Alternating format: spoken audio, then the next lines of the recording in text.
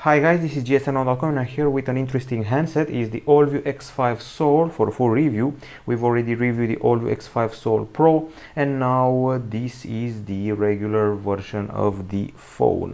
So here we are. This handset is supposed to be a mid-ranger. It's actually, if I'm not mistaken, the first contact we're having with the Helio P22 CPU from MediaTek. It knows AI, it has a dual back camera, it has a pretty nifty design, and it's priced at $275. It runs on Android Oreo, it has a notch, it has an interesting dual camera, and it debuted this week, so it's fresh as they come. Allview is a Romanian brand. It's an East European phone with their own assistant in Romanian. It's called Avi. And this is the Allview X5 Soul that we're reviewing here at gsn.com. So let's see what the design is all about. We have a case, but for a good reason.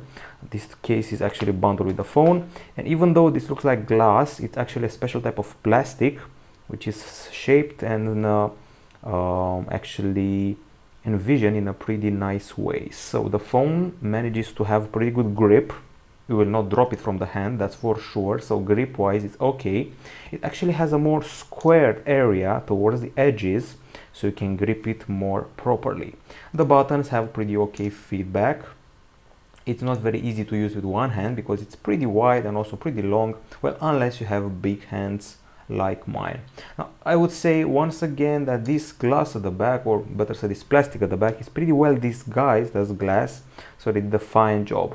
Also a metal frame which is shiny and looks like glass once more, so the phone is all shiny and black. Not very sure if there's another color version out there. It's pretty comfortable, sits well in the hand, nice grip, nice buttons all around. The only objection would be that the back side gets scratched and smudged too easily, but that's why we have the case here. And also notice something interesting, nice texture of the chin. It's actually dotted in a pretty unique way. Now we're done with the design. It's okay for a mid-range phone in my book for below below $300. Now the screen you're seeing here, aside from being reasonably bright, it's a 5.86 inch IPS LCD with a resolution of 1520 over 720 pixels. It's got a 19:9 aspect, it's got a notch, it's got a 2.5D glass panel, in-cell technology, full lamination, and apparently some scratch protection. It's not Gorilla Glass, it's something else. It's the AF protective coating. Now the actual viewing experience will be put to the test by using one of our favorite apps. It's called MX Player Pro. And this is our typical sample we always love to use. One thing we notice from the get-go is the lack of symmetry. Here we have curved corners and here we have a straight line, so that's a thing. I'm happy with the colors. You can see that they're pretty realistically calibrated.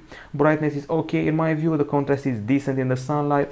Of course, not the narrowest bezels in the beast, but acceptable. Now we got wide view angles, pretty decent brightness, and that's about it. That's the experience that the screen provides when watching video. Now of course we have more tests that concern the very same display, so I'm going to go here, and this is the pixel arrangement. It's of the RGB stripes variety, and we also did a bunch of brightness tests, and all the results are pretty close. So the screen has a pretty uniform brightness spread all across the panel, 388 lux units. It's reasonable for a mid-range phone, it's well distributed, and it beats the Allview X4 Soul, Infinity L, and also the Huawei P20 Lite, and also the HTC Ultra. At the same time, scores below the Nokia 7 Plus, the Allview X4 Soul, and also the Huawei P9 Lite. Now there are a bunch of settings if you want to get extra stuff from the screen, and they're here. Display, we got adaptive brightness, economical backlight, switch screen display area, which is basically a way to hide the notch like I just did. Okay, and then we have phone style and size, wallpaper, sleep, and LCD effect, which lets you set to neutral, cool or warm. I recommend you stick to neutral, smart eye protection, and full screen mode, and that's about it. A pretty solid screen for the mentioned price tag, and actually not bad looking color wise. Now I mentioned before that we have a pretty special CPU, the MediaTek Helio P22, an octa-core CPU clocked at 2 GHz with 12 nanometer technology and special AI NeuroPilot technology. The GPU is the PowerVR GE8320. Accompanying this CPU is or better said are 4 GB of RAM, 32 GB of storage, plus there's a micro SD card slot in the mix, which can be placed in one of the SIM slots. Luckily the phone doesn't suffer from lag, We did a lot of stuff here. We did a lot of updates, games installations, and lots of pre-installed and installed apps, and we had zero problems with the lag and also with the games. It can run Riptide GP Renegade, it can run the new Hungry Dragon from Ubisoft, PUBG, Asphalt 9, you name it, it runs it. So MediaTek's CPU is quite okay for gaming, at least for now. I would say maybe fight something like a Snapdragon 625 with a bit of luck, maybe even the 630, although not exactly on that level. For sure it beats a Huawei P9 Lite CPU or P9 Lite 2017, and the games look pretty okay, like this one. Nice effects, nice water, no lag, and pretty solid frame rate. But I'm going to let the benchmarks do the talking, because we also have those. Let's check them out. Once again, this is the Allview X5 Soul, not to be confused with the Allview X5 Soul Pro, which we already reviewed. And these are the screenshots for the benchmarks. As I said before, we did a lot of them, including AnTuTu 7. In AnTuTu 7 we beat the Motorola Moto G6 and the Samsung Galaxy A6 2018, but we scored below the Huawei P20 Lite and the Motorola Moto X4 and also the Xperia XA2. We also did the older AnTuTu, you know, AnTuTu 6, and in this one we beat the Xiaomi Redmi 5 Plus and the Motorola Moto M, but scored below the Huawei Mate 10 Lite, Xperia XA1 and Huawei P10 Lite. Geekbench 4 is usually very relevant, and here we did a multi-core subtest. Hopefully we can find it to see the results it produced. Okay, so Geekbench 4 is here, and the multi-core score is this one, 3610. It actually beats the Huawei P9 Lite 2017 and the Huawei P10 Lite, and also the Xperia X Performance, which is actually not bad, scores below the Sony Xperia XA1, Motorola Moto Z, and also the Huawei P20 Lite. Now, if you're wondering about the graphics, you don't only have to talk about the game you saw before, you also can talk about Slingshot. And in Slingshot, we were able to score this not very impressive score. It goes past the Motorola Moto G6 Play and the Huawei P9 Lite 2017, but scores below the Zenfone 3 and Xperia XA1, which are by no means new phones out there, actually 2-year-old or more. It fits somewhere between the Huawei P9 Lite 2017 and the Xperia XA1 benchmarks wise. Now, if you're wondering about the temperature, any potential overheating and things like that, we have here a thermometer. We reach 40.6 degrees Celsius in Riptide GP Renegade, which shows a small tendency of overheating, but not major and not serious. And also we did another test in benchmarks with 34.5 degrees Celsius in GFX Bench, so there is no major overheating overall. On the battery front, a typical 3000 mAh unit, and I go straight to the results. No BS, no promises here, just pure functioning time. Okay, so this phone was able to provide us with a time of 9 hours and 37 minutes of HD video playback in a loop. So if you're watching Netflix, should be almost enough for a full season. For example, Ozark has 10 episodes, 1 hour, so almost 10 hours is 9 hours and 37 minutes here. It's okay. It goes past Huawei Honor 10, Huawei Mate 10 Lite and the HTC 10, for example, but scores below the Huawei Nova, Zenfone 4, Xperia XA1 and the Nokia 5. Now, the continuous usage test PC mark is actually a bit better and a bit more impressive. 7 hours 52 minutes. It's good for the price. For example, it beats the OnePlus 6 and the Huawei Mate 10 Pro, both high profile phones, at the same time scoring below the Nokia 6.1 and the Motorola Moto X4, as well as the Huawei P9 Lite 2017. Charging will take 2 hours and 12 minutes, which is kind of long for 2018, but better than the LG Q6 one. And if you're wondering about step-by-step charging, 30 minutes means 35% charge, 1 hour 68% charge. And we also have a bunch of options here, like for example, you could go to more settings and select manage battery, and we have the main modes. Aside from battery optimization, we got the main modes here: normal mode, power saving mode and extreme mode. This one with a few tweaks to the eco mode, dark power saving, sleep, brightness, smart gestures, Bluetooth, GPS and sync. All of them can be tweaked and modified to give you extra usage time. You get it with vibration, you gain extra time if you're annoyed by vibrations in WhatsApp, for example. This is the extreme mode, everything is black and white, and we only have the basic apps. pretty okay battery in my book. Now let's talk about the acoustics. Things are not complicated here by dual speakers. We only have one speaker here at the bottom. Luckily we will not cover it in landscape mode. As you can see, my hand does not cover it, and you can actually rely on two music apps.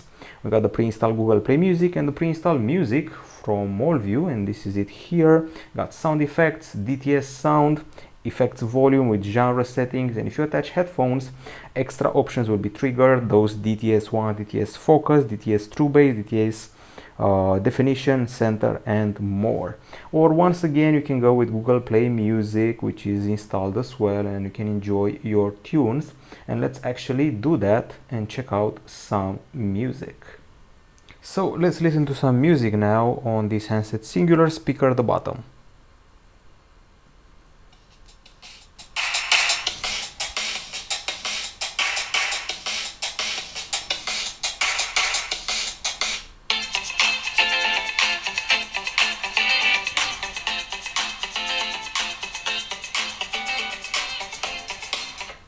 Okay, some conclusions about the sound experience. Things are loud and clear, we have a pretty okay bass, small vibration at the back, not a major influence on the experience, nice highs, no distortion, and overall nice experience.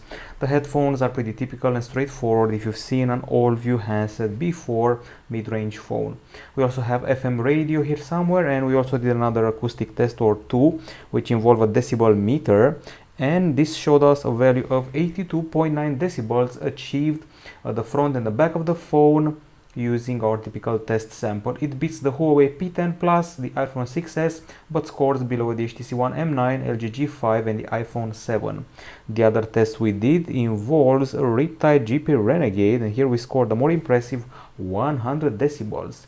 It's a rather good value, surpassing the Samsung Galaxy Note 8, also the Huawei P20 Pro, OnePlus 6, but scoring below the Nokia 8 and the Motorola Moto E4. We're done with the acoustics, but we're not done with the camera. We got something special here, a setup that combines a 16 and 5 megapixel camera with bokeh, LED flash, autofocus, face detection autofocus, f2.0 aperture, and AI controlled scenes. At the front there is a 16 megapixel shooter again, also with bokeh, with its own LED flash and f2.0 aperture, and there's even a feature called the Fun Emoji, which you can apply and use for your face. It's actually called Face Emoji, and you can create your own avatar like a fox, a cat, and so forth. Slow motion, live photo, professional, group selfie, and of course bokeh are part of the package for both cameras. And the front flash can be tweaked to a variety of brightness settings, and it's actually interesting. You can increase or decrease its brightness in a pretty nifty manner. Let's leave it off for now. Okay, that was the camera interface. I have to say that the pics are taken reasonably fast. Zoom is pretty snappy, and we also can tweak the exposure, ISO, shutter, and focus. Now we go to the gallery, and as you can see, we have 211 shots, and boy is that a bunch. We have quite a few pictures here. We have low light and daytime picture, so let's take them one by one. I'm going to start during the day. So far I would say that the zoom is actually not that bad. Regular shot and then zoomed shot, you will not lose details, and that's a nice thing. Every once in a while there is a bit of a minor burn from the sun. In general I was happy with the color calibration of the handset. I would say the zoom is actually surprising after a few more shots. We also put the HDR to work with reasonably good results. It improved the dynamic range.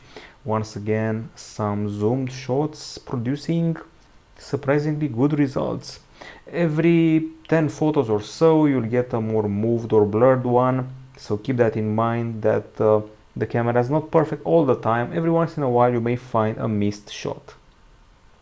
More captures here and a pretty impressive close-up. So when it comes to close-ups, if you're taking photos of flowers, toys, what have you, you'll be impressed by the result. Okay, we also did landscape shots. Of course, these are less impressive because the details in the distance tend to fade away.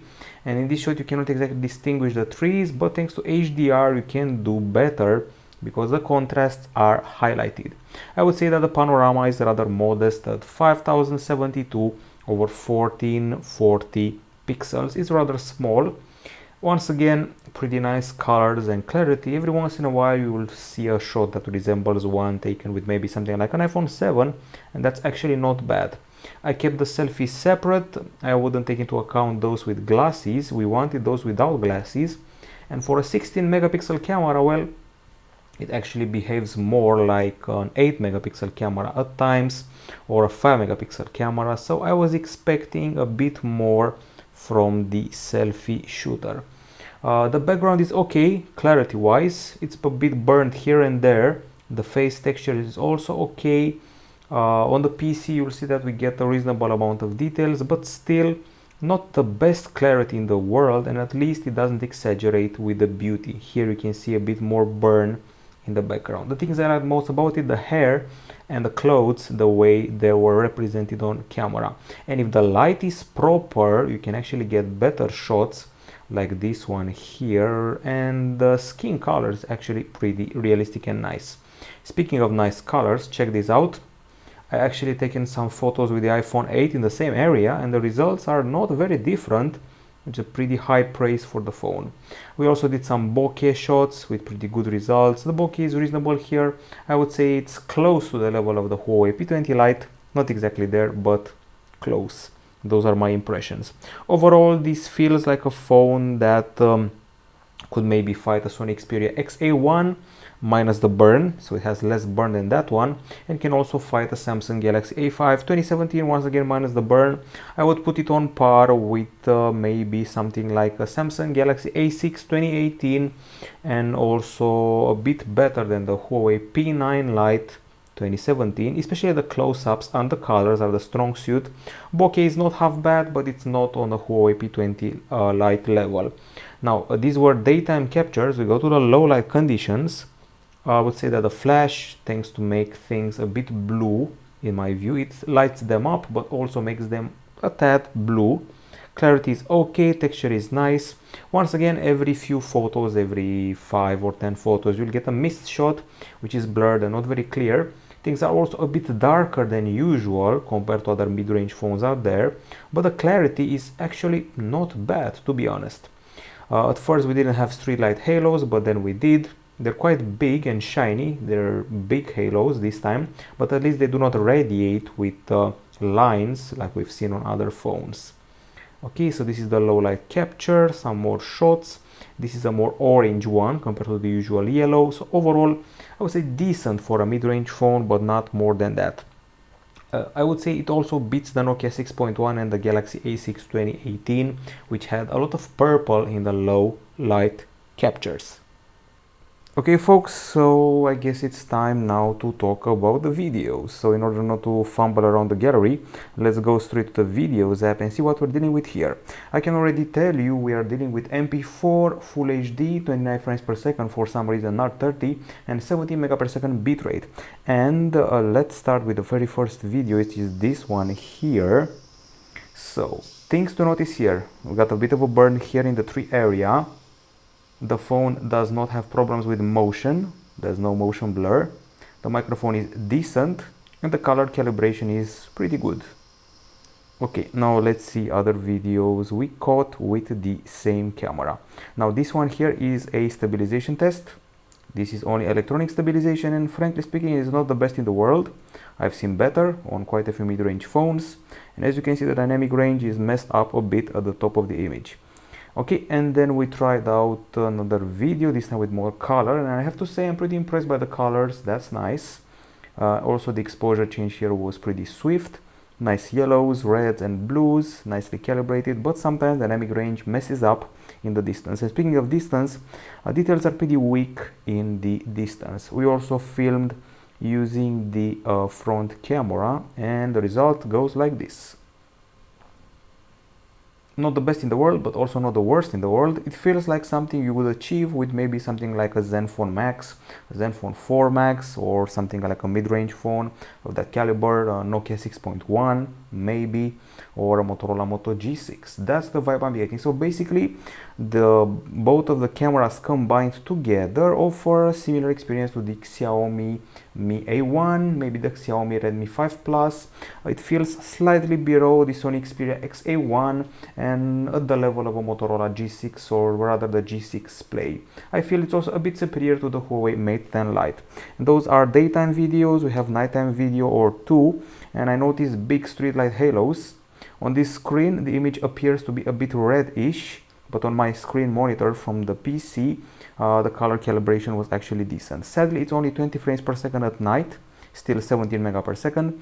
We also had some other videos that are a bit purple, shaky, yellow. Clarity is actually not that bad, and neither is brightness, and the colors are also pretty decent. Another video shot at night. Stabilization not that good, but overall I would say decent experience for below $300. I would put it close to the Huawei P20 Lite, but not exactly there. Okay, we're done with this aspect. Let's talk about the web browser. So you can go with this one called browser, or you can go with Chrome. Let's go with the browser called browser, and let's access gsmdom.com. Here we go. It doesn't have pretty impressive benchmarks, neither does Chrome. The results are pretty modest in SunSpider and Jetstream, but the website loading is pretty decent. And then we got the stock keyboard with swipe included.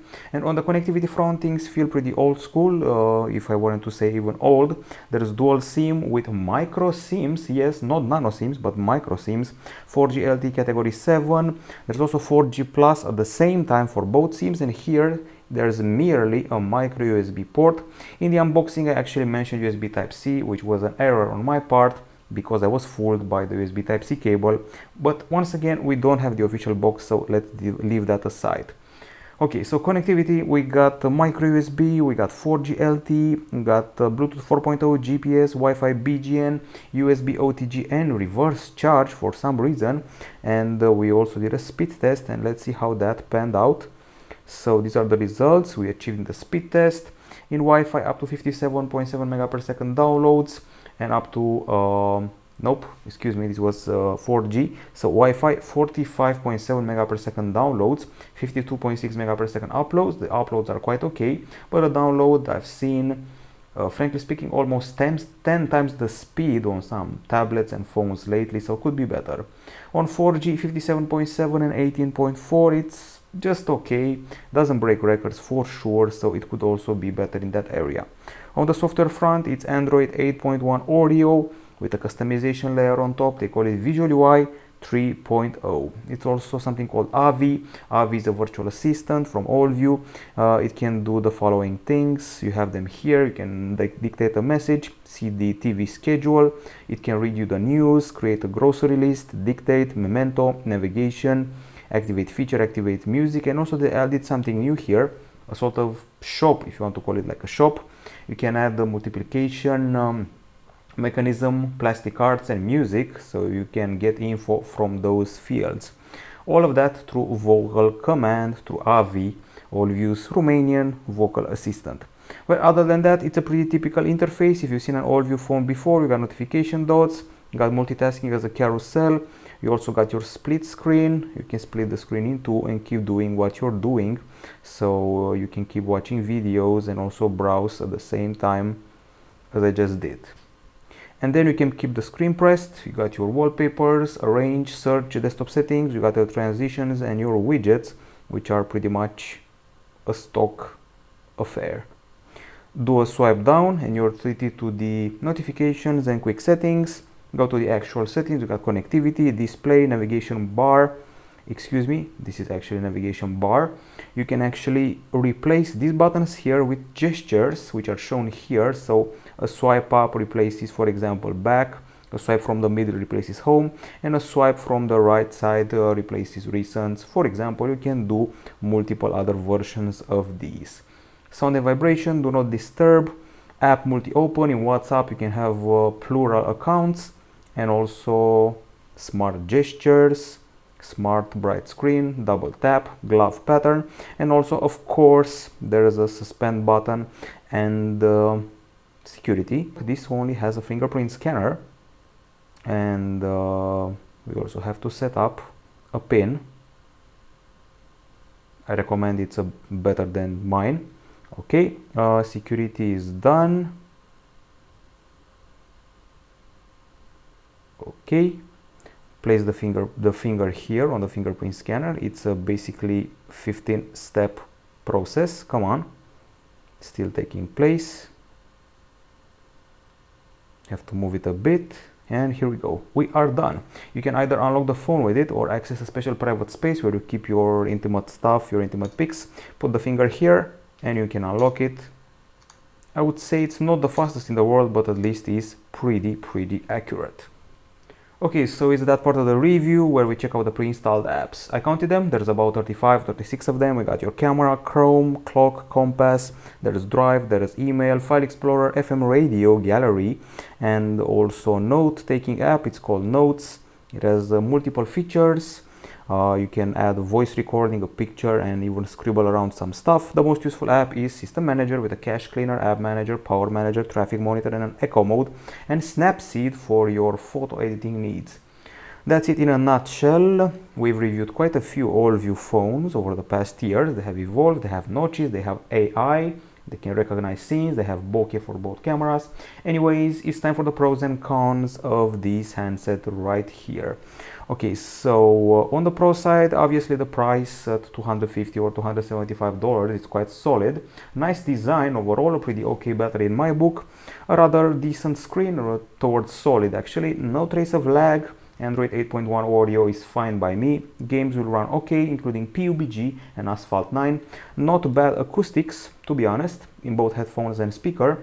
And also I have to say that we have AVI and AI as a nice combination, and this flash, which you can set up for the selfies, is actually a pretty nice idea, and I love to see it more often on other phones. So a flash with the brightness you can actually tweak.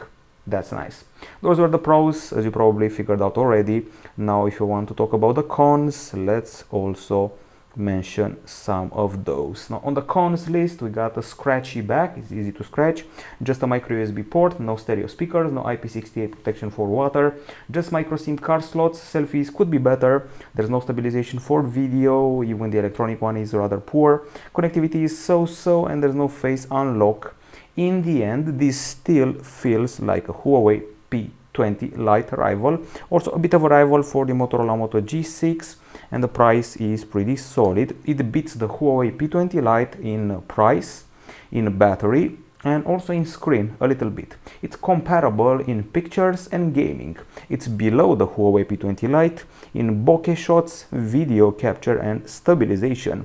So in the end, if you're willing to sacrifice something like $70 or $80 to get this phone instead of the Huawei P20 Lite, I recommend you do it simply because it has no lag, it's quite stylish, you can play basically any game on it, takes a few decent pics, and it also has the interesting AVI assistant, while the Huawei P20 Lite, well, it doesn't have an assistant, so there's that. It's a comfy media phone, gaming phone. You're holding it like this, it's reassuring, you can play games, and has more battery than the Huawei P20 Lite. This has been the review of the Allview X5 Soul from gsno.com.